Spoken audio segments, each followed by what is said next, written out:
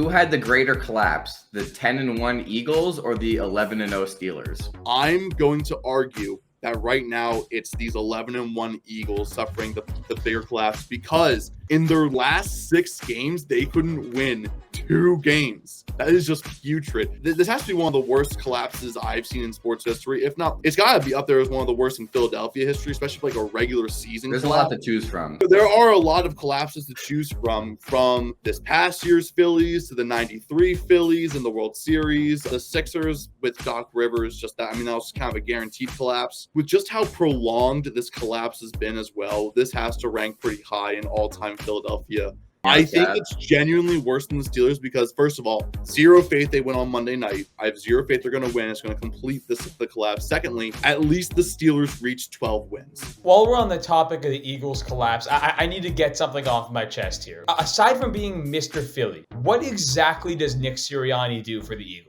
If you think about it, when he first got there, he was the play caller, didn't do very well, handed it over to Steichen. It got much better. Last season, Steichen looked really good. The offense looked really good. Gannon had his ups and downs with the Eagles, but overall, I would say more ups than downs. The defense looked pretty good. You lose both of them. Steichen looks good with the Colts. Gannon looks good with the Cardinals. What do the Eagles do now that you're just left with Sirianni?